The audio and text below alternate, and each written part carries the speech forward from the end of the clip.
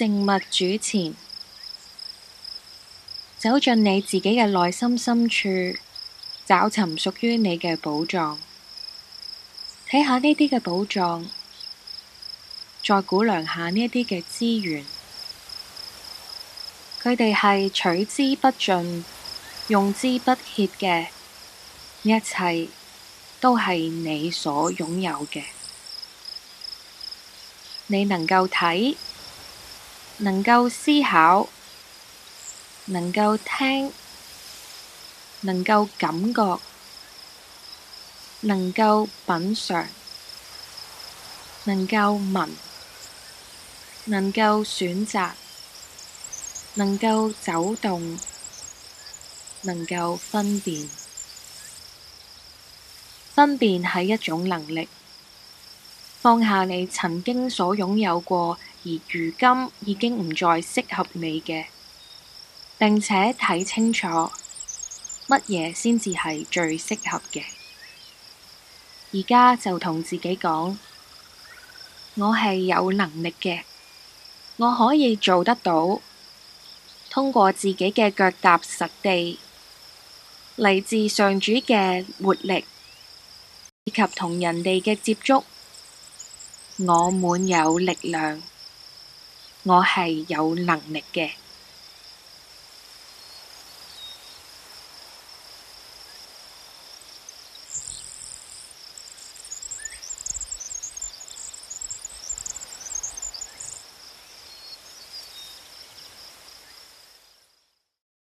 活在神的話語中。馬可福音第1章40節，有一個長大麻風的來求耶穌，向他跪下，說：你若肯，必能叫我潔淨了。感謝讚美主，主必定肯，因為主耶穌樂意服侍向佢呼求嘅人。無論我哋有啲乜嘢軟弱同埋不足，主都唔會將我哋拒諸門外。就讓我哋放膽咁向主祈求，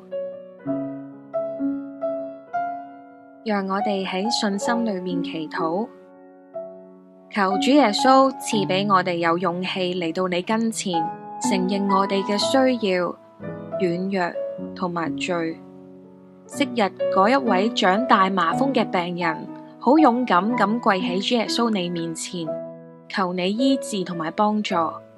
今日我哋都可以咁樣嚟到去誠心向你下跪，懇求主你嘅赦免，醫治我哋嘅身體、思想、情緒同埋心靈嘅創傷。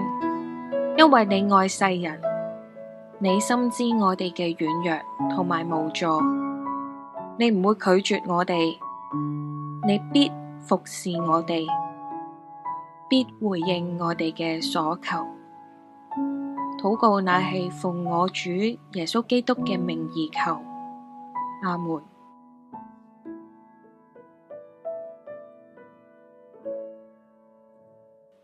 與信徒相通，邊一位正面對住身心靈嘅創傷？邊一位需要我哋關懷同埋支持呢？我可唔可以去陪下佢呢？同佢一齊祈禱？唔好猶豫，我哋即刻嚟到去關心佢啦。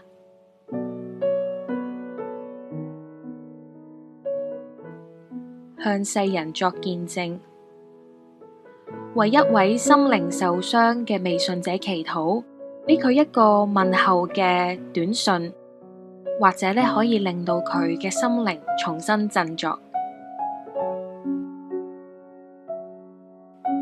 服侍他人，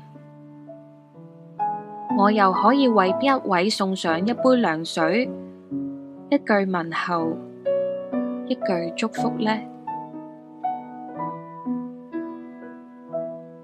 唔好擔心我哋嘅軟弱同埋不足會阻礙主建立我哋嘅生命，因為主係塑造我哋生命嘅嗰一位。只要同主耶穌有緊密嘅關係，主必然會將你嘅性格、變得越嚟越似佢，會將天國嘅價值觀成為你嘅價值觀，同埋將你放喺佢嘅計劃裏面，讓你喺家庭、教會同埋世界當中可以履行佢嘅大使命。邀請你向主獻上你嘅祈禱。